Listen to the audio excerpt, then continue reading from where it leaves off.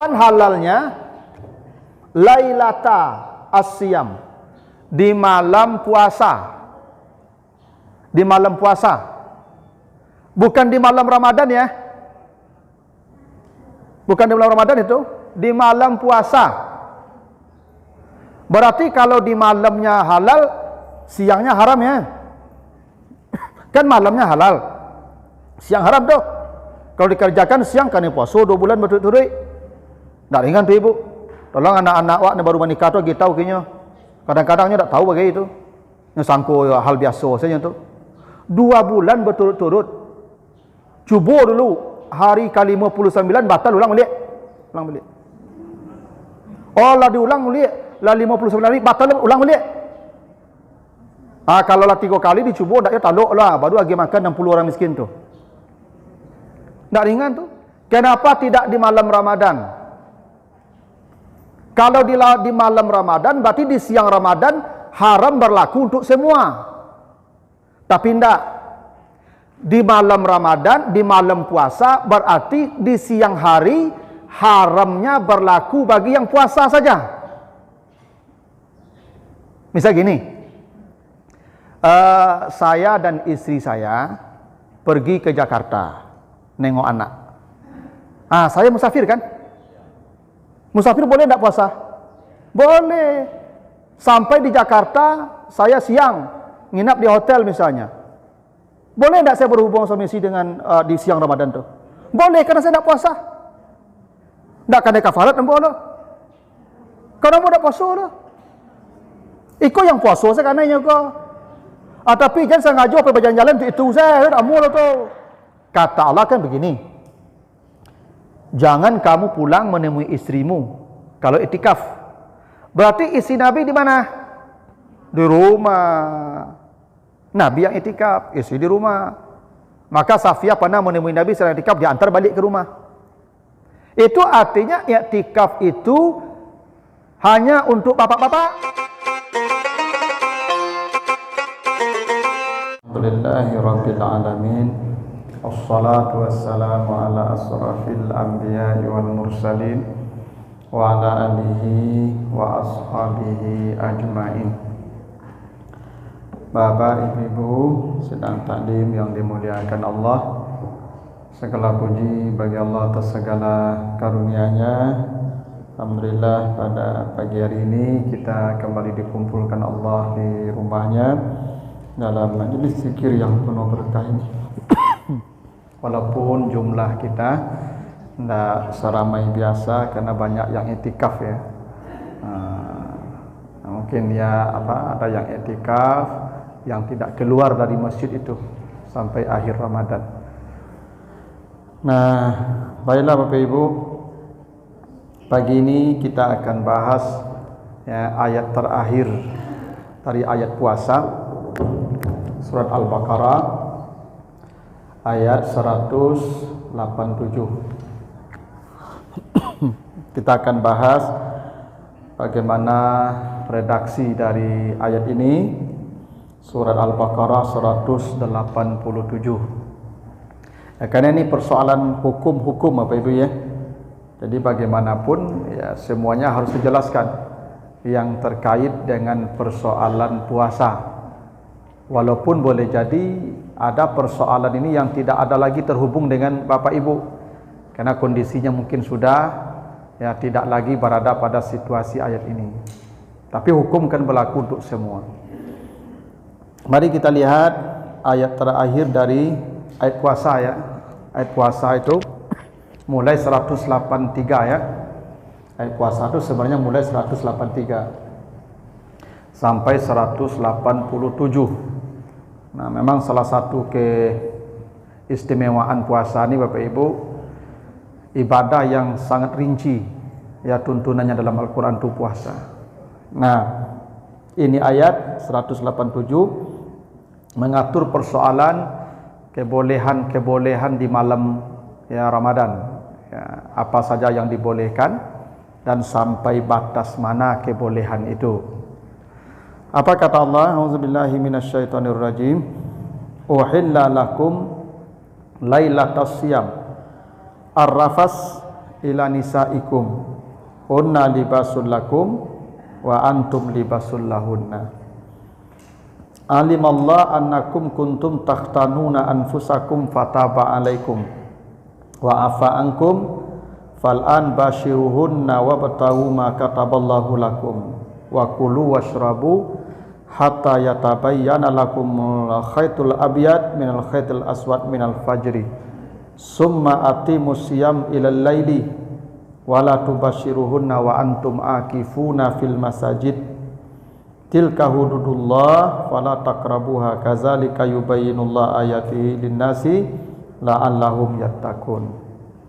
Pertama kata Allah, dihalalkan untukmu di malam-malam puasa bergaul dengan istrimu, mereka pakaian bagimu dan kamu pakaian bagi mereka. Allah tahu bahwa kamu dulu pernah berkhianat kepada dirimu sendiri. Lalu Allah menerima taubatmu dan memaafkan kesalahanmu. Sekarang gaulilah mereka dan carilah apa yang telah ditetapkan Allah untukmu. Makanlah, minumlah sampai jelas garis yang putih dari garis yang hitam dari fajar. Kemudian sempurnakanlah puasa sampai malam. Dan jangan kalian menggauli istri kalian ketika sedang i'tikaf di masjid. Begitulah hukum-hukum Allah, jangan kamu dekati. Demikianlah Allah jelaskan ayat-ayatnya bagi manusia, mudah-mudahan mereka menjaga diri dari aturan Allah itu. Nah, itu artinya ya, surat Al-Baqarah 187. Jadi ini mengatur ada kebolehan di malam Ramadan. Pertama kata Allah, dihalalkan untukmu di malam berpuasa bergaul dengan istrimu. Ini halal Ibu ya, halal. Ya, jadi ya Islam ini agama yang sejalan dengan fitrah manusia. Kalau itu tidak dihalalkan, tidak dibolehkan sampai sebulan, bisa jadi Islam ditolak nanti itu. Itu tidak sejalan dengan fitrah namanya. Maka di malam-malam hari kata Allah dihalalkan. Coba perhatikan redaksi Ibu ya. Dihalalkan, uhilla lakum lailata asyam ar-rafas. Pertama dihalalkan. Dihalalkan ini dalam bahasa Arab namanya majhul. Uhilla itu namanya majhul. Majhul itu artinya tidak diketahui siapa yang menghalalkan. Dihalalkan, siapa yang menghalalkan? Allah, tapi Allah tidak menyebutkan dirinya. Namanya majhul, pasif kalau bahasa Indonesia ya. Dimakan, siapa yang makan? Enggak tahu, pokoknya dimakan aja gitu. Enggak tahu pelakunya siapa. Gini, coba Bapak Ibu bandingkan nanti di surat Al-Baqarah 275. Bandingkan nanti dengan Al-Baqarah 275. Di situ Allah mengatakan wa ahallallah al-bai'a wa harrama ar-riba. Begitu ya. Allah menghalalkan jual beli, mengharamkan riba. Ketika Allah mengatakan jual beli halal, maka kalimatnya, pola kata kerjanya namanya maklum. Maklum ini aktif. Kalau majhul pasif. Nah, ketika Allah mengatakan jual beli halal, itu ahallallah, Allah menghalalkan. Beda ya. Kalau Allah menghalalkan, kalau jual beli halal, tapi redaksinya Allah menghalalkan jual beli. Jelas ini. Ya, Allah sebagai, dalam bahasa Arab namanya fa'il, pelaku, subjek. Dia yang menghalalkan. Apa? Jual beli. Nah, tapi ketika Allah mengatakan halal bergaul dengan istri di malam Ramadan, Allah tidak mengatakan ahallallah. Tidak. Uhilla. Dihalalkan. Bukan Allah halalkan. Kalau jual beli tadi jelas Allah halalkan. Ahallallah. Jual beli itu. Kalau bergaul dengan istri, uhilla.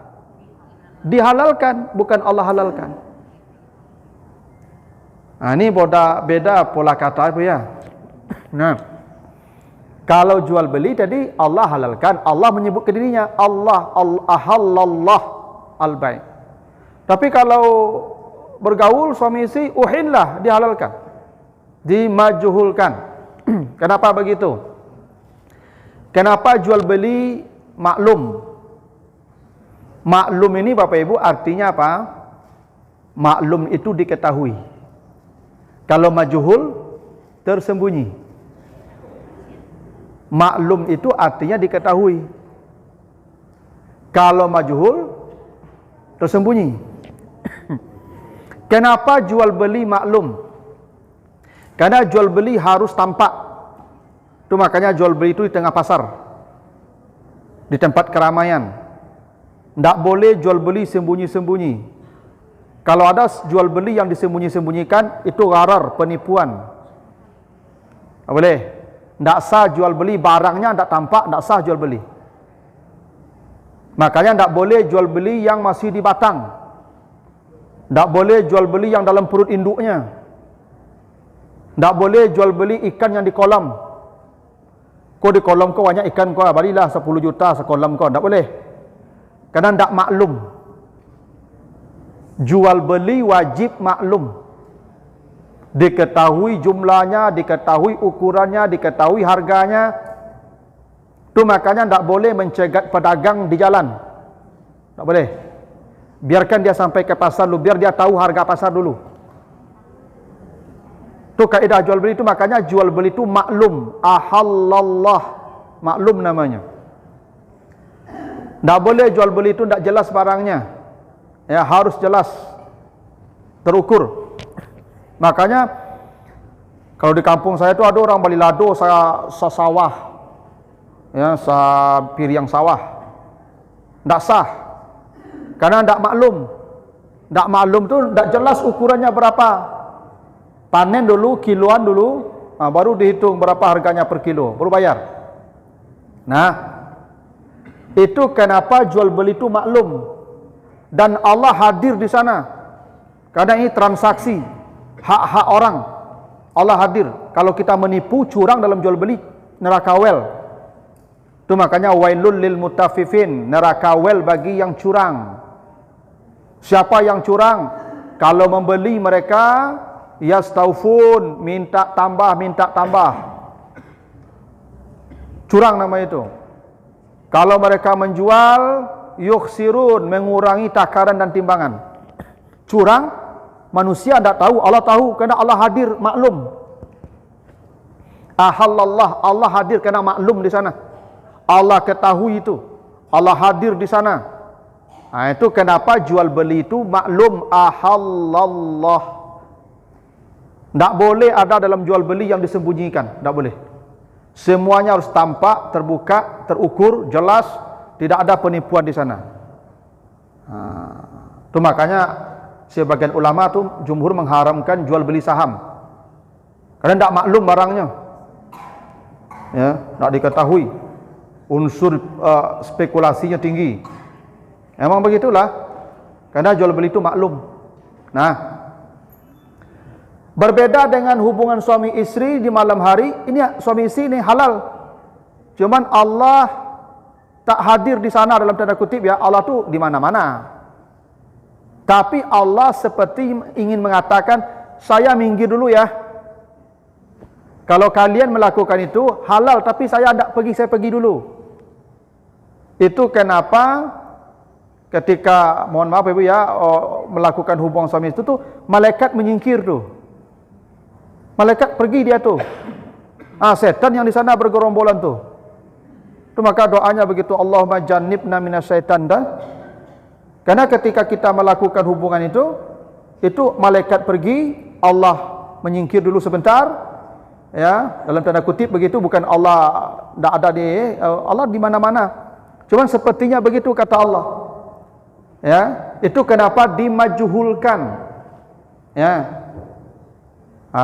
Jadi Bapak Ibu, ini boleh, mohon maaf ya, berhubungan seperti itu boleh, cuman tidak terpuji saja.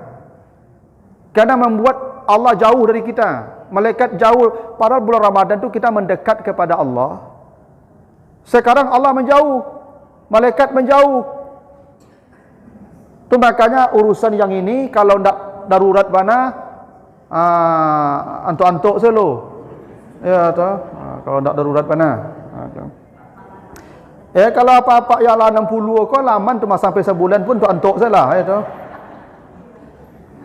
Yang semua mampu kan dia bisa antuk lah Pak. Ya, kalau nak tafasur mana, tak usah. Ya, karena begitu Allah tak mau di sana. Malaikat tak mau di sana. Itu kenapa dimajhulkan tuh.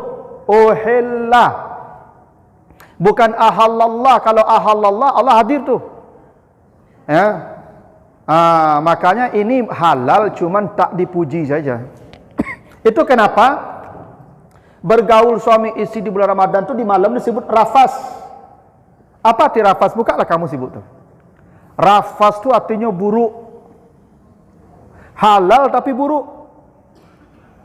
Ada hadis sahih ya tentang zakat fitrah, hadis At-Tirmizi. Kenapa kita disuruh membayar zakat fitrah? Alasannya dua. Satu, tuhratan lis-shaimi minal lawi war rafas. Menambal kekurangan puasa. Kekurangan puasa itu disebut rafas. Rafas. Tuhratan lis-shaimi minal lawi war rafas. Artinya apa? Kalau Bapak Ibu melakukan hubungan di malam Ramadan, maka pahala puasa di siang hari itu boleh jadi berkurang. Yang tadilah dapat 100 jadi 90 nya lah. Jadi kalau acuk mana banyak kurang mereka tu Pak. Iya. Tu makanya zakat fitrah salah satunya penambal tu. Penambal dari apa? Minar rafas kata Nabi. Ya tuhratan lis-shaimi minal lawi war rafas. Itulah kenapa saya katakan sering tu, jangan menikah ka puaso je. Kau ka puaso bi bekerja menikah. Kau menikah sudah rayo lah besok dari ka puaso menikah lo. Yang bedonya beko kok siang meleset beko. Ala kane 2 bulan berturut-turut beko tu mah. Tu makanya ibu-ibu kau ada yang membinantu di ka puaso patang tu siang tu kalau celik-celik anak tu. Kalau ke kamar bisa ya. Bekonya dakik setan juga nyambui-nyambui telinga tu beko macam yo lah kamu. Ya tu. Si malam saja itu rafas namanya. Halal cuman rafas buruk. Tu maka Allah sebut dengan rafas. Kalau berhubungan suami istri itu bahasa Arabnya jima. Tapi Allah tidak menyebutnya itu, disebut rafas. Rafas kau artinya jelek, buruk. Itu halal tapi buruk. Dikerjakan di bulan Ramadan. Gitu. Itu makanya zakat fitrah nanti yang bisa menambal salah satunya. Itu makanya yang sering saya katakan tuh, kalau bisa, ya dikurangi. Karena imsak tuh, intensitasnya dikurangi. Itu. Karena awak kan gitu prinsip menikah di kapuaso supaya berkawan sahur antu entah itu loh urusannya. Orang nak berkawan selama aku sahurnya lah. Alasan itu. Cuman kalau ya itu dikurangi aja. Karena itu ndak haram, cuman rafas namanya. Itu ya. Lalu kapan halalnya? Lailata as-siyam. Di malam puasa. Di malam puasa. Bukan di malam Ramadan ya. Bukan di malam Ramadan itu. Di malam puasa. Berarti kalau di malamnya halal, siangnya haram ya. Kan malamnya halal, siang haram tuh. Kalau dikerjakan siang kan puasa 2 bulan berturut-turut. Tak ringan tuh ibu. Tolong anak-anak awak baru menikah tu kita tahu kayaknya. Kadang-kadangnya tak tahu bagaimana itu. Sangko hal biasa saja tu. 2 bulan berturut-turut. Cuba dulu hari ke-59 batal, ulang balik. Ulang balik. Oh lah diulang balik. Lah 59 hari batal, ulang balik. Kalau lah 3 kali dicuba tak ya taluk lah, baru lagi makan 60 orang miskin tu. Tak ringan tu. Padahal ada jamaah saya ibu curhat, Ustaz. Mohon maaf saya dulu ketika ambo muda-muda jo suami saya kan terlongsong siang Ramadan dulu. Apa bayi kafarat 2 bulan berturut-turut puasa je. Tapi apa tu lah mati Ustaz. Lah mati suami ko Pak. Utang ada 2 bulan ya. Dah bedo tu. Ya, tu cara cari hal tu apa tu je. Agi makan 60 orang miskin. Mudah-mudahan terima Allah itu. Kalau tak nanti urusan di akhirat lah deh. Iya, memang begitu urusannya, tak mudah itu. Nah, kalau di malamnya halal, berarti di siangnya tak boleh. Dan Allah tak mengatakan di malam Ramadan. Tak. Di malam puasa. Kenapa tidak di malam Ramadan? Kalau di malam Ramadan, berarti di siang Ramadan haram berlaku untuk semua. Tapi tidak. Di malam Ramadan, di malam puasa, berarti di siang hari haramnya berlaku bagi yang puasa saja. Misal gini, saya dan istri saya pergi ke Jakarta nengok anak. Saya musafir kan? Musafir boleh tidak puasa? Boleh. Sampai di Jakarta saya siang nginap di hotel misalnya.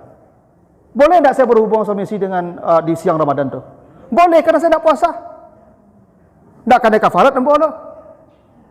Karena mau tak puasa lah. Ikut yang puasa saya kananya kau. Tapi jangan sengaja pergi berjalan-jalan untuk itu saya tak mau lah tu. Ya. Sengaja pergi jalan-jalan untuk menghalalkan tu, ya tak mau lah tu. Memang ini tidak tujuan itu. Memang tujuan kita memang kepentingannya ada. Yang musafir boleh tidak puasa. Kalau dia sampai di tujuan, dia melakukannya walaupun di siang hari, dia tidak kena kafarat karena dia tidak puasa. Itu kenapa Allah tidak mengatakan halal di malam Ramadan, tapi halalnya di malam puasa. Lailatul Siyam, bukan Lailatul Ramadan. Karena kalau tidak puasa tidak kena. Tak kena. Ya tu. Ya bisa jadinya sakit. Suami istri sakit. Sakit kepala. Bisa jadi. Sakit kepala dah puasa je berdua lah. Mas sakit Pak. Alah. Nya boleh siang tu Pak. Nya kepala sakit.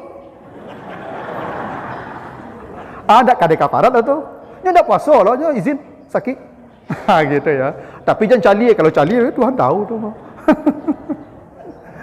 Itu aturannya. Nah, jadi yang kanai dando 2 bulan berturut-turut ibu, kalau dia berpuasa, tu makanya Lailatul Siyam, bukan Lailatul Ramadan, gitu tuh. Kalau Lailatul Ramadan semuanya kena. Puasa tidak puasa asalkan di siang Ramadan tidak boleh. Kalau Allah halalkan di malam Ramadan, berarti siang Ramadan tidak boleh. Berarti semuanya tidak boleh. Yang puasa, yang tidak puasa sama tidak boleh. Tapi kalau Lailatul Siyam, ini berlaku bagi yang siam saja di siang hari. Yang tidak siam tidak. Itu kasus tadi itu. Kalau dia musafir suami istri, sampai di tujuan dia tidak puasa, mungkin memang hak dia tidak puasa musafir, lalu dia melakukannya, tidak kena kafarat puasa 2 bulan, karena dia sedang tidak berpuasa. Gitu. Nah, sejak kapan mulainya Lailata? Malam ini Bapak Ibu, ada al-lail, ada lailan, ada lailata. Ini malam semua nih. Al-lail malam, lailan malam, lailata malam. Beda tuh. Kalau al-lail dari mulai Isya sampai fajar. Itu al-lail kalau pakai alif lam nih. Itu makanya salat malam di surah Al-Mudaththir tuh ayat 2. Ya al-muzammil, ya ayyuhal muzammil qumil lailah. Kenapa salat malam itu qumil lail? Karena mulainya setelah Isya. Nih, al-lail. Kalau sebelum Isya ada salat malam lah. Salat malam minimal witir 1 rakaat setelah Isya. Itu makanya perintah salat malam al-lail. Qum al-lail illa qalilah. Kalau lailan tengah malam ke bawah. Makanya di surah Al-Isra 17 ayat 1. Subhanallazi asra bi 'abdihi lailan. Karena Nabi Muhammad Isra dan Mi'raj tengah malam. Kalau lah tengah malam itu bahasa Arabnya lailan. Kalau dari Isya sampai pagi al-lail. Kalau lailata dari maghrib sampai fajar. Lailata tuh. Jadi kenapa Allah gunakan lailata siyam? Karena halalnya tu sejak maghrib lah. Mulai babuku tu lah halal tu. Tak boleh. Bahkan babuku jibuk boleh je, tak apa lah. Misalnya pak ko dinas luar. Seminggu dah sobok jibuk tu baru pulang maghrib tu. Hanya minum air sekali tu. Tu lanjut lah. Kerana lailata. Lailata. Kalau al-lail, tengah malam, sudah Isya lu. Karena ini pernah hukumnya berlaku, Bapak Ibu, baca ayat lanjutannya itu. Allah tahu kamu pernah berkhianat. Baca ayat itu. Allah tahu kamu pernah berkhianat. Karena begini Bapak Ibu. Puasa Ramadan ini di awal-awal dulu, makan dan minum sudah boleh waktu maghrib. Tapi untuk urusan suami istri, tengah malam baru mulai. Baru boleh. Imsak dulu sampai tengah malam. Banyak sahabat-sahabat yang curi-curi star. Banyak. Itu makanya kata Allah, Allah tahu kamu pernah berkhianat, kata Allah. Maka fal'an bashiruhunna, mulai sekarang sejak ini ayat turun, mulailah sejak maghrib kalau mau. Itu bahasanya begitu. Jadi syariat ini berubah-berubah nih Pak Ibu. Awal puasa, makan minum sejak maghrib boleh. Kalau suami istri, tengah malam baru boleh. Tapi banyak yang berkhianat, yang curi star, maka direvisi oleh Allah. Sekarang lailata, sejak maghrib sudah dibolehkan. Ya, begitu luasnya Allah, rahmatnya Allah kepada kita. Nah, itu ya. Kenapa digunakan lailata? Lalu hunna libasul lakum. Istrimu itu, kata Allah, pakaian bagimu. Jadi istri pakaian ya. Istri itu pakaian. Libas. Hunna libasun lakum. Baru antum libasun lahunna. Pakaian ini Ibu, ada banyak kosakatanya. Salah satunya ada siap namanya. Baca surah Al-Mudaththir. Ya, Al-Mudaththir yang keberapa? 4. Ya ayyuhal mudaththir qum fa'anzir wa rabbaka fakabbir wa siyabaka fatahhir. Jadi kata Allah, Muhammad, engkau kalau hendak memberi peringatan kepada orang, kasih nasihat, pakaianmu bersihkan.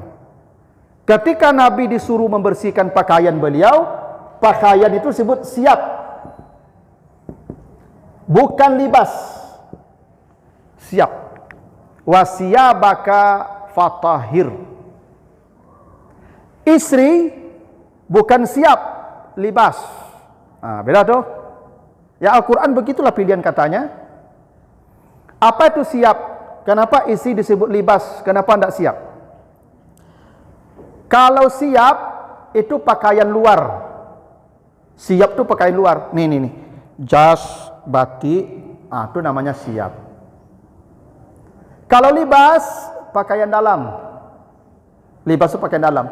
Itu makanya pakaian takwa disebut libasut takwa. Bukan siyabut takwa, libas.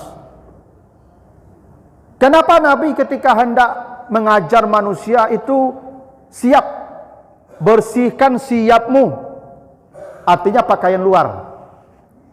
Awak kalau kamaja orang, kalau katagak di mungku orang banyak, tolong perhatikan pakaian luar kita. Nih, karena orang akan menilai ucapan kita itu, akan menilai kita sebelum berbicara pakaian dulu. Ambo pakai jas, pakai batik, pakai peci, tagak di mungku ibu-ibu, pakai ibu-ibu, gagah Ustaz Anda. Belum ngomong tuh, belum bicara tuh, ibu Ustaz, oh mantap, gagah Ustaz. Alah mengecek Ustaz, kalau setengah jam tak tantu ujung pangka saya tuh. Pakai ibu bantu saya gagah kira ada. Kapan orang menilai diri kita? Pakaian dulu tuh, pakaian dulu. Ibu kalau sudah respect dengan tampilan orang, biasanya omongan dia tuh akan kita dengar. Maka jadi guru kok tak boleh selengean apa ibu, tak boleh. Kadang ibu-ibu kok maja ke kelas jilbab lah tempang-tempang, oh nah, tak ada perhatian. Oh lagi bawa onda kan tadi lama demo-deko jilbab itu, ya tak. Awak kalau tampil di mungku orang rami, ke ibu nyot baju pakaian tuh nomor satu dulu. Tu maka siap. Pakaian luar tu perhatikan. Pakaian dalam sembarang salahnya tak nampak orang loh. Ambo mungkin lah sompong-sompong baju ambo ke dalam begini kan. Tapi kan nampak ibu loh. Kalau dalam kan dah tutup. Ya memang kami kok kalau pakaian dalam kami tak terurus kali ibu. Cayo ibu kamu. Perhatilah pakaian dalam apa kau lah kunyang-kunyang. Kok boxer nyerapi. Ya ada kadang ke dalam perlu sompong makanya pakai je pakai. Tapi kan tak nampak orang lah. Tak masalah lah. Ya, tapi kalau pakaian luar tu penting tu. Kalau tagak di muka orang banyak kau tolong cari pakaian luar waktu. Memang yang jadi guru kau. Yang jadi guru kau jangan sembarang tagak di muka anak-anak tu. Kau di pabisian anak-anak tu kau. Ya kan? Nah, kalau libas tu pakai dalam. Pakaian dalam tu ibu, libas. Kenapa istri disebut siap bukan libas? Itu makanya ada yang menarik ibu ya. Nanti ibu baca di surat Fatir ayat 33. Ya surat 35 ayat 33 nih. 33 surat Fatir ya. Pakaian penghuni sorga yang disebutkan Allah walibasuhum ya fiha harir. Pakaian mereka itu sutra. Jadi kata Allah penduduk sorga itu libasuhum harir. Kata Allah di surat Fatir 33 itu ya. Baju atau pakaian penduduk sorga itu sutra. Pakaian apa? Libas. Bayangkan kenapa penduduk sorga itu pakaian dalam yang disebut, bukan pakaian luar. Pakaian dalam saya sutra, apalagi yang luar. Awak biasanya ibu yang dalam kau tak sama yang luar kau, cayo ibu kamu. Jarang-jarang lebih mahal yang dalam pada luar, jarangnya. Yang dalam tu 310 ibu tu. Ya tu. Ya zaman dulu kan 310 tu. Kalau yang luar kau bisa jutaan kau. Ini penduduk sorga pakaian dalam saja sutra. Apakah lagi pakaian luarnya tu, maka penghuni sorga yang disebutkan pakaian dalam, libas, bukan siap. Begitu tu hebatnya gambaran sorga tu. Nah, kenapa istri tadi disebut libas, bukan siap? Apa sifat pakaian dalam? Sifat pakaian dalam nanti baca di surat Al-A'raf 26. Baca nanti di Al-A'raf ayat 26, surat 7 ayat 26. Itu disebut libas ya. Allah turunkan untuk kalian libas, bukan siap, libas. Untuk apa libas? Yuwari sawatikum Warisan, dua fungsinya libas itu. Pertama, menutupi keburukanmu. Sau'ah namanya. Di badan aku ibu, ada banyak keburukan yang tak boleh tampak oleh orang. Yang menutupi keburukan tu libas, pakaian dalam. Yang kedua, risan namanya. Risan itu bulu burung. Dulu zaman sisu orang ibu menghias kepala kau, you bulu burung bulu burung tu bahasa Arabnya risha, hiasan. Jadi libas itu dua fungsinya. Istri disebut libas, dua fungsinya. Kan hunna libasul lakum tadi. Dan fungsi libas disebutkan di surat Al-A'raf ayat 26 tadi. Apa fungsi libas di sana? Satu, yuwari sawatikum, menutup keburukan. Itu fungsi libas. Kenapa istri disebut libas? Tugas istri menutupi keburukan-keburukan suaminya. Itu rahasianya tu. Tugas ibu, jangan ibu cariton keburukan kami. Kadang ada ibu-ibu kok ember, Pak. Aib suaminya bongkar ke orang. Ibu baca cerita tu beko suami ibu lalu bakaru gadang tu, siapa yang tahu kalau ibu baca cerita beko tu. Ambo ibu banyak keburukan ambo ke ibu. Banyak 1001. Istri ambo tahu tu sado tu. Tahu sado tu ibu. Tapi istri ambo libas nyututui sehingga ambo nampak hebat di depan orang ibu. Tu makanya ambo jarang bawa orang rumah pergi ceramahnya. Beko malah tak pelesetnya beko. Nak tanya di ibu-ibu kan, yo leh citu ustaz tu antum tah. Abi yang bolehnya ibu tu. Untung lah nyo libas. Tu fungsi pertama kami kok ndak malaikat lo ibu.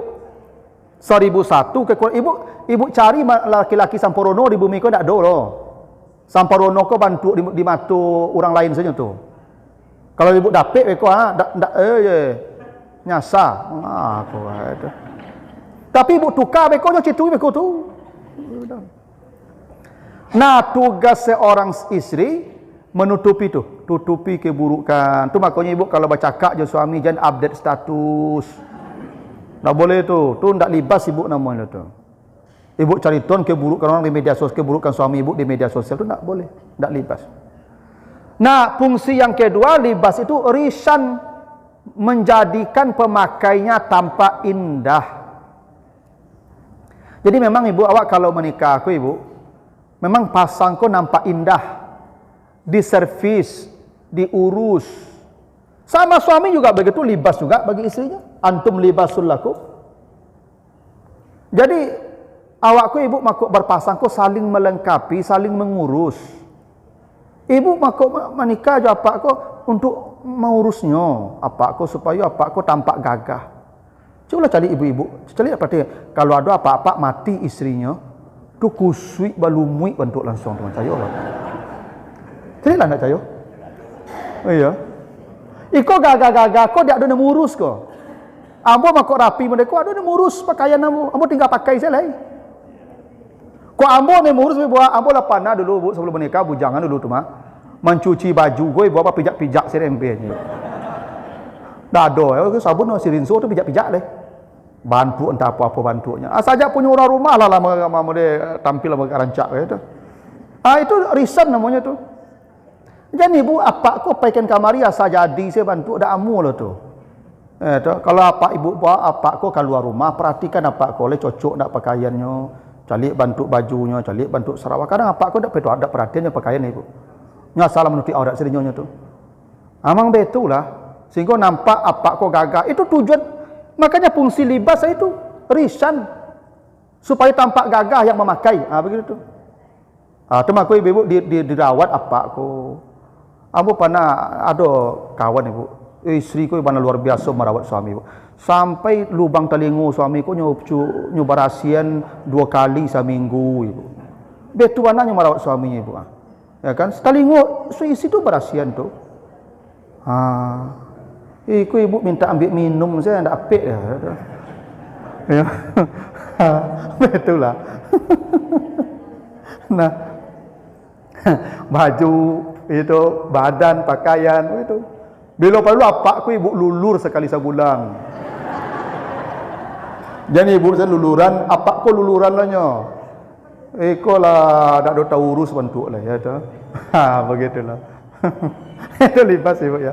Kenapa istri disebut libas ya? Memang begitulah Al-Quran mengajarkan. Ke ibu kulit ibu sabana wakilek licin, ya kan luluran untuk sabanta. Kami ndak ada oleh, ya tu.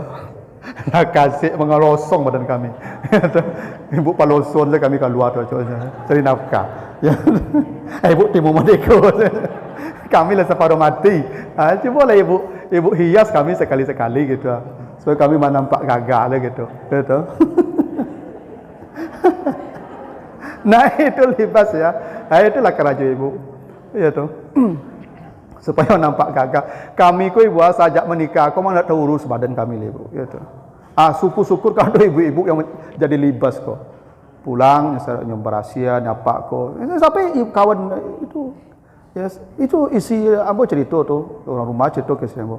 Dia itu yang mengurus suami sampai lubang-lubang telinga suami itu nyobar Asia.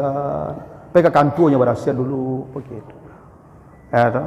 Ada lo kawan ambo tu ibu nyo kakinya kok ada masalah ada apa nama itu ya, benjol-benjolan. Itu isiku pembersihan tiap hari itu ibu. Yang memang itu supaya nampaknya rapi di kurang banyak. Jadi ibu, ya kan padi asa kami mau deko asa jadi saya dah amu lah tu ya tu. Nah, kece ibu, ikut ustaz kalau tak curhat kayak dia ya. Nah begitulah. Nah jadi begitu ibu ya. Alima annakum kuntum tahtanuna anfusakum fataba alaikum. Dulu kata Allah itu puasa ni kan aturannya berubah tuh. Setelah ini turun dulu istri itu ya puasa itu tak boleh bergaul suami istri sampai tengah malam baru boleh. Tapi kemudian banyak yang tak tahan ya kemudian Allah revisi. Ini ayat ini turunnya itu tuh asbab turunnya ini ayat karena ada sahabat yang berkhianat di malam hari itu ya. Lalu kata Allah begini, Fal'an bashiruhunna, sekarang gaulilah istrimu. Sekarang tu maksudnya sejak ayat ini turun ya. Bashiruhunna. Nah gini ibu, Bashir itu dari kata basar. Basar itu artinya gembira. Gembira ya. Makanya Bashir wa Nazir itu kawannya itu. Kabar gembira dan kabar petakut. Begini, kalau menggauli isi itu bahasa Arabnya tidak satu. Ada bahasanya jamaah, ada bahasanya wata'a. Banyak tuh. Ada bahasanya basyara. Pertanyaannya, kenapa menggauli isi itu perintahnya Bashir? Artinya gembira. Di situ ada isyarat seorang suami harus mendatangi istri dalam keadaan istri sedang gembira. Kalau istri sedang tak gembira, jangan datang. Maka dicari mood ibu, aturannya begitu. Ini anak-anak sekarang banyak tidak mengerti itu ibu. Dia boleh katanya memaksa istri, tidak boleh. Allah mengatakan pergaul itu Bashir. Cari bantu ibu dulu, kalau senyumnya, itu mulai. Nampak Allah. Tapi kalau mengambuknya lu, jangan lu. Agi piti gak 10 juta lu. Lalu je senyum mulai, tambah lu. Sampainya senyum ya. Kalau senyumnya lah happy-nya, baru.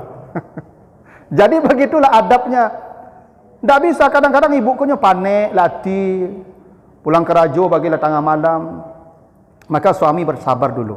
Sampai dia merasakan kenyamanan. Al-Quran tu rapi mengatur hidup ni Bapak Ibu. Ini Bapak Ibu jangan dianggap remeh. Ini persoalan rumah tangga tu tidak paham. Dia mengira kalau seorang istri itu, seorang suami itu kalau sudah apa harus. Tak begitu tuh. Lihat situasi dia. Dia sedang happy atau enggak? Kalau belum happy dia jangan dulu. Tahanlah dulu. Walaupun ada hadis Nabi untuk ibu-ibu. Kalau suaminya mendatangi dia, walaupun sedang memasak, matikan kompornya, begitu? Tapi itu aturan yang ibu-ibu tuh. Yang tadi itu, yang ini ayat untuk ibu-ibu nih. Mendatangi istri itu happy dia, tidak boleh tidak happy. Kalau dia belum dalam kondisi stabil emosinya, jangan. Ibu-ibu begitu pula, kalau datang kewajiban walaupun sedang memasak, matikan kompor dulu. Jadi agama sudah seimbang mengatur, sehingga tidak ada konflik di rumah tangga. Si istri memahami kapasitas dia. Hadis tadi, walaupun sedang memasak, kata Nabi, saya harus tunaikan. Yang laki-laki paham ayat ini. Saya tidak boleh datang kalau istri saya sedang tidak gembira dia. Tidak mungkin konflik di rumah tangga tuh. Nyok konflik itu kalau memaksa. Ini tidak ada paksaan nih. Masing-masing menyadari hak dan kewajibannya. Yang hadis tadi, ibu-ibu paham, kalau suami saya yang panggil walaupun sedang memasak, kata Nabi, saya matikan kompornya. Udah. Tapi yang suami, kalau istri saya sedang tak nyaman dia, saya belum datang dia, kena basyiru. Apa tidak hebat ajaran agama nih, Bu? Yang masalahnya kita tidak paham dan tidak mengamalkannya. Tidak mungkin ada persoalan rumah tangga itu kalau paham ini. Ya, tak? Itu kenapa Allah menggunakan kata basyir. Karena ada sesuatu itu. Ya. Lalu kata Allah, jangan kamu menggauli istrimu wa antum akifuna fil masajid, sementara kamu sedang i'tikaf di masjid. Ini. Jadi kata Allah, kalau kamu i'tikaf di masjid, jangan pulang menemui istrimu. Jangan pulang menemui istrimu. Ya, wa antum akifuna fil masajid wala tubashiruhunna wa antum akifun fil masajid. Ada beberapa ketentuan di sini ya. 1. Kalau Allah mengatakan jangan pulang menemui istrimu ketika sedang i'tikaf di masjid, itu artinya i'tikaf itu paling afdal di malam hari. Karena ayatnya bicara lailatul siyam tadi. Ini kan konteksnya malam tadi itu. Ya, malam kan? Nah, jangan kamu menggauli istrimu ketika i'tikaf. Tadi kan menggauli istri malam kan? Berarti i'tikaf itu yang paling baik di malam hari Ramadan. Di malam i'tikaf itu. Dan yang paling baik i'tikaf itu di penutup Ramadan tuh, makanya ini di penutup ayat. Ayat tentang i'tikaf tidak di awal di awal ayat puasa, di penutup ayat puasa. Seakan-akan Allah ingin kasih isyarat, tutuplah Ramadan dengan i'tikaf. Betul? Nah, makanya i'tikaf diletakkan di ayat aturan malam. Lailata. Karena i'tikaf yang paling baik di malam, kena menunggu malam qadar. Itu makanya Nabi kalau masuk 10 malam terakhir, kata Aisyah, ahya lailah. Nabi menghidupkan malam semua. Wasadda mi'zarah. Nabi mengencangkan ikat pinggang. Mengencangkan ikat pinggang itu majas. Mengencangkan ikat pinggang itu artinya tidak bergaul dengan istri. Itu maksud mengencangkan ikat pinggang itu, berkunci ikat pinggang itu. Tidak pulang. Itu kalau 10 malam terakhir. Dan usia Nabi di waktu itu sudah 60-an. Sudah 60. Itu makanya apa-apa yang lah 60, mulai malam 21 tu, kalau bisa jam pulang je boleh.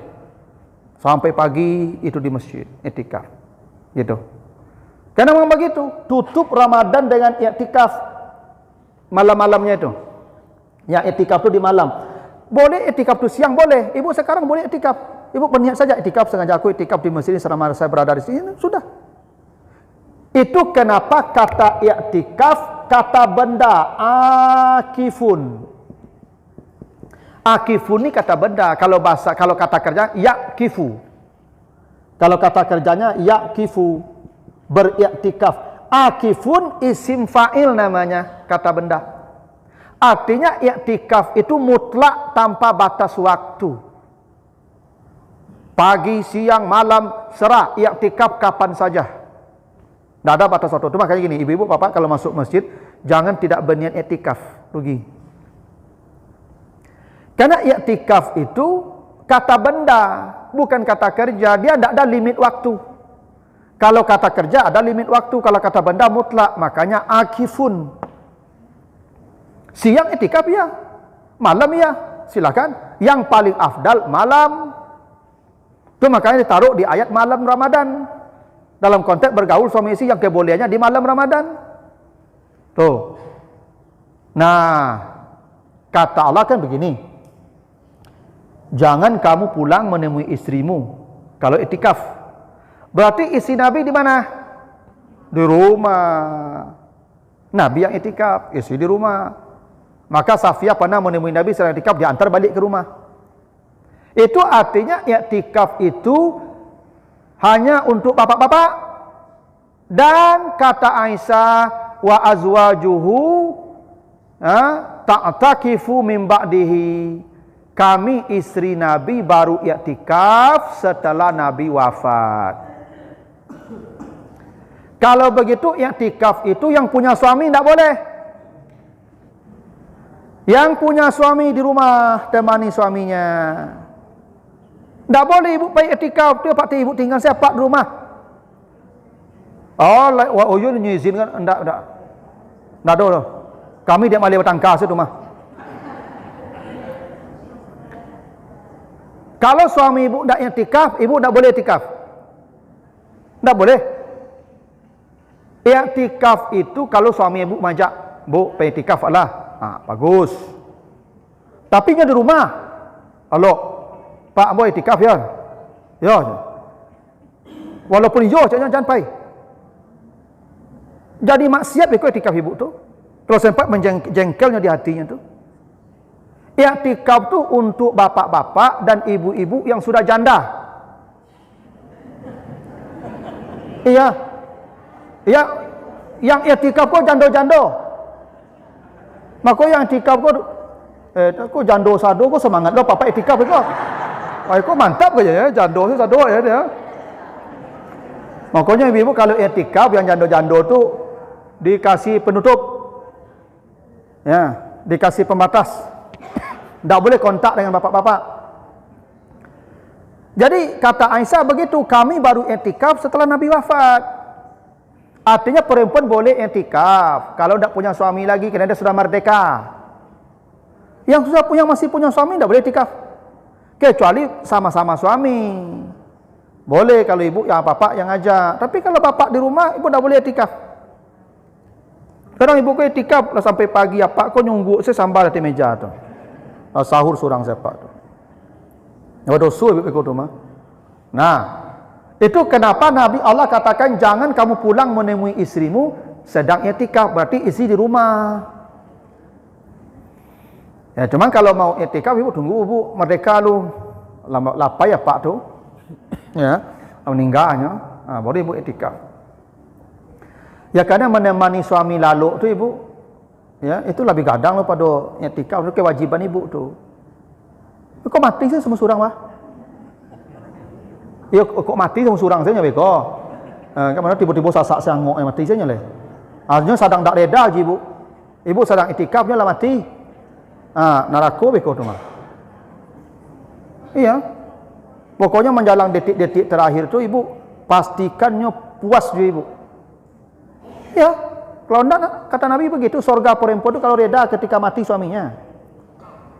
Maka menjalang apa kau mati kalau lagak sasak angok isu. Tanya lu.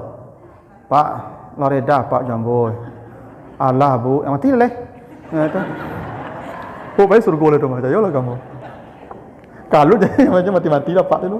Baik karajo ibu beko. Nah itu kenapa jangan kamu menggauli istrimu ketika i'tikaf di masjid. Nah i'tikaf itu di masjid. Fil masajid. Nah apa itu masjid? Apa itu masjid? Jumhur ulama memberi syarat masjid itu 3. Masjid disebut masjid kalau memenuhi 3 syarat. 1. Masjid itu milik publik. Milik publik. Kalau milik pribadi, tanahnya tenamu pribadi, yang bangun pribadi, inyo yang menguasai, bisa lu beko diwariskan tanah itu ndak masjid walaupun bangunannya megah, bukan masjid. Karena masjid itu milik Allah. Inna masajida lillah. Syarat masjid itu dia milik Allah. Ibu bapak kalau ada yang bangun masjid, wakafkan setelah itu. Ndak boleh lagi atas nama keluarga kita, sertifikatnya kita, ndak boleh. Maka saya katakan, saya pernah ceramah tuh. Itu Baitur Rahmah tuh, kalau masih milik pribadi itu tidak masjid namanya. Kalau sudah dibangun, wakafkan. Sehingga yang masjid tanahnya tidak ada lagi pemilik, Allah yang jadi pemilik sampai hari kiamat, baru masjid. Makanya ibu bapak kalau ada yang bangun masjid, nanti setelah selesai wakafkan semua. Kayak ini Masjid Al-Hakim nih, ini bukan milik bapak yang bangun tuh, beliau sudah wakafkan ke umat. Walaupun beliau memang kasih bantuan tiap bulan segala macam, itu sedekah beliau lagi. Tapi ini tidak milik beliau. Kalau mati beliau tidak ada yang mewarisi ini kecuali milik Allah sampai hari kiamat. Itu baru masjid tuh. Nah, jadi ibu kalau ada masjid milik pribadi, jadi situ itikaf. Tidak memenuhi syarat masjid. Syarat masjid itu milik Allah. Tidak bisa diwariskan kepada siapapun, tidak bisa dipindah milikkan. 2, syarat masjid itu ada bangunan, walaupun hanya semi permanen. Tuh. Kalau lapangan terbuka, saya tidak masjid namanya. 3, ada salat 5 waktu berjamaah. Kalau 3 syarat itu masjid. Jadi apa yang kita sebut musala itu masjid. Oh, tapi kan ada Jumat, Ustaz. Jumat tidak ada urusan dengan masjid. Jumat bisa di hutan. Jumat bisa di rumah sakit. Jumat bisa di hotel. Hari Jumat datang waktu zuhur, ada jamaah 2 balik orang atau 40 orang kalau Syafi'i. Nah, di hotel ada cara. Jumat di hotel tuh, tak perlu cari masjid lah. Jumat tak ada urusan dengan masjid. Cuman masjid yang di situ didirikan Jumat disebut masjid jami'. Jadi apa yang bapak ibu sebut musalla itu masjid. Karena milik publik, ada bangunan, ada salat berjamaah di sana. Maka i'tikaflah di musalla itu. Cuman para ulama menganjurkan i'tikaf di masjid yang ada Jumat supaya bapak ibu tidak berpindah tempat Jumat. Karena yang paling afdal awak kalau i'tikaf di Campe itu jangan pindah-pindah. Kalau apa di musala, beko Jumat apa masjid Campe. Meninggalkan tempat i'tikaf itu tidak sempurna i'tikaf kita. Itu alasannya tuh. Tapi i'tikaf itu bisa di musala, itu masjid namanya tuh. Makanya Allah menyebut i'tikaf fil masajid, di masjid. Nah, itu aturannya. Nah, tadi Bapak Ibu, aturan yang kedua tadi ya. Makanlah dan minumlah. Betul begitu ya? Makanlah dan minumlah sampai jelas. Apa yang jelas? Fajar ya. Makanlah dan minumlah sampai fajar. Allah menggunakan di sana hatta. Kulu wasrabu. Ini Bapak Ibu ya, sumber perbedaan pendapat di situ tuh. Allah mengatakan kulu wasrabu. Kulu wasrabu. Sampai kapan boleh makan minum di malam hari? Hatta yatabayyana al-fajar. Kira-kira begitu. Sampai jelas fajar. Di situ digunakan hatta. Hatta. Sampai ini Bapak Ibu bisa hatta, bisa ilah. Allah tidak menggunakan ilah fajar. Tidak. Allah tidak mengatakan makan minumlah ilal fajar. Tapi hatta yatabayyana lakumul khaitul abyad minal khaitil minal khaitil aswad minal fajar. Apa beda hatta dan ilah? Kalau ilah sampai batas. Itu makanya membasuh tangan, nanti baca di Al-Maidah ayat yang ke-6 itu. Kata Allah apa? Faghsilu wujuhakum wa aydiyakum ilal marafiq.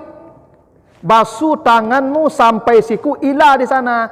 Ila itu batas. Kalau sudah sampai ke siku, sudah. Yang siku tidak wajib. Ila. Maka kaidah usul kemudian yang mengatakan mala yatimul wajib illa bihi fahuwa wajib. Begitu tuh kaidah usul lagi itu. Tapi secara bahasa ila itu batas. Jadi kalau misalnya begini, saya makan ikan ila ra'siha. Saya makan ikan ila ra'siha berarti sampai batas kepala. Tapi kalau saya makan ikan hatta ra'siha atau hatta ra'saha, yo kapalo tu bukunya. Nah begini, kenapa Allah mengatakan makanlah dan minumlah hatta?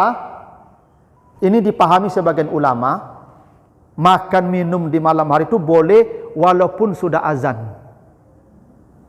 Karena hatta. Kalau ada orang makan minum dia azan, memang hatta begitu secara kebahasaan. Karena hatta tu sampai yo fajar tu. Jadi Bapak Ibu jangan heboh nanti kalau ada orang azan tu masih makan minum, karena hatta. Pemahaman bahasa begitu tu Ibu.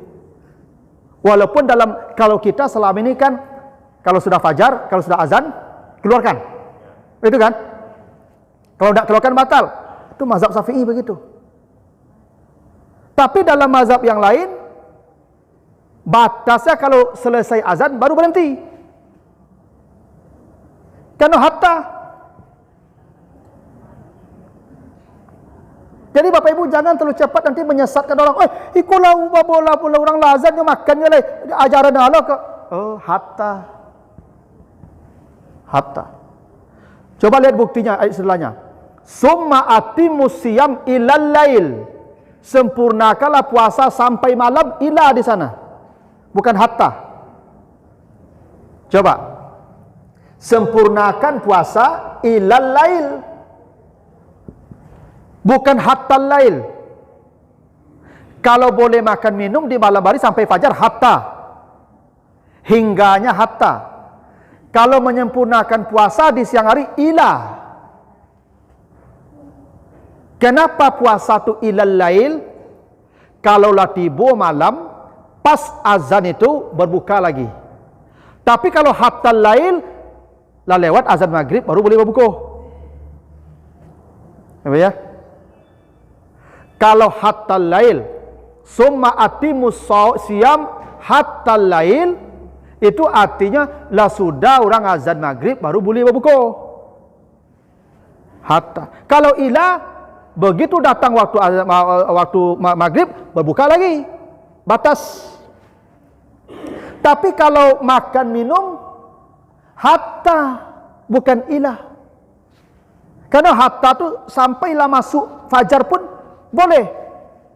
Kalau ada, ini kan kalau saya ditanya, saya kalau dari kecil dulu mazhab Syafi'i, ya begitu azan berhenti.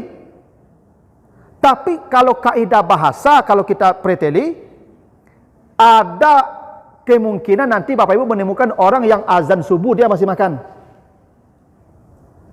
Dan itu tidak salah. Karena hatta. Itu kaidah bahasa begitu. Nah, maka jangan gampang-gampang menyesatkan orang. Karena Al-Quran itu begitu luasnya berbahasa. Ya.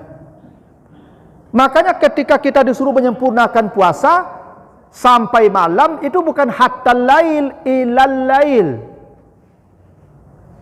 Karena ila ko batas sebagaimana tadi faghsilu wujuhakum wa aydiyakum ilal marafiq. Membasuh tangan sampai siku, batas siku. Tapi kalau hatta, langsung itu sadonya kan naik. Itu dah. Makanya begini, salamun hiya hatta matla'il fajar. Malaikat masih mendoakan orang itu sampai terbit fajar, hatta di sana. Sampai kapan malaikat mendoakan orang? Sampai subuh selesai, baru dia naik. Kalau ila matla'il fajar, begitu azan subuh malaikat langsung naik. Tapi tidak, malaikat menunggu kita selesai subuh untuk diangkat amal itu. Makanya hatta matla'il fajar. Tapi ibu jangan, wah kalau sasik lah ustaz, wah selama kau awak beraja sampai azannya, kalau azan boleh lah makan. Saya hanya menjelaskan itu pemahaman kebahasaan begitu. Ini supaya kita tidak sempit memahami kalau ada orang yang berbeda dengan kita nanti. Tak salah mereka, memang bahasa begitu. Nah, cuma kita selama ini kan diajarkan sampai azan, sampai fajar. Kalau fajar buang semua lagi, begitu toh? Saya juga begitu. Cuma saya mengerti aturan kebahasaan, maka saya jelaskan. Itu makanya malaikat turun hatta matla'il fajar, bukan ila matla'il fajar. Kalau ila matla'il fajar, malaikat begitu azan subuh dia langsung naik. Tapi kalau hatta matla'il fajar, selesai ya Pak subuh dulu baru dia naik. Untuk bawa amal kita. Jadi subuh itu dianggap amal malam, dibawanya waktu selesai sholat subuh. Kalau ila matla'il fajar, artinya malaikat meninggalkan sholat subuh. Dia tidak ngangkat sholat subuh. Tapi kalau hatta matla'il fajar, sholat subuh kita diangkat malaikat di malam hari itu. Ditunggunya kita selesai sholat subuh. Karena hatta, bukan ila. Tapi ini lagi-lagi pemahaman Bapak Ibu ya. Yang pemahaman itu kita bisa berbeda, bisa sama, dan kalau tidak sama jangan disalahkan orang. Yang namanya ijtihad itu kalau salah pahala 1, kalau benar pahala 2. Selama ada pijakan ilmunya. Tidak boleh saling mencela. Yang mencela sama-sama dapat dosa. Gitu. Saya ada kemarin dapat video tuh. Di Saudi itu ada syekh yang mengajarkan azan subuh dia masih makan. Dan itu tidak salah, memang bahasa mencakup makna itu. Cuma kita selama ini sejak kecil diajar sampai subuh, azan. Gitu tuh. Nah itulah bahasa Ibu ya. Al-Quran begitu sempurnanya berbahasa. Makanya Allah menggunakan kebolehan makan di malam hari hatta yatabayyana lakum, bukan ilah. Kalau menyempurnakan puasa di siang hari ilah al-lail, bukan hatta al-lail. Gitu. Karena memang ada bedanya antara ilah dan hatta itu Pak Ibu. Kalau ilah batas, kalau hatta masuk yang itu batasnya tuh. Kalau saya makan ikan ila raksiha, berarti badannya saja sampai batas kepala. Tapi kalau saya makan ikan hatta raksiha, yo kapalo tapi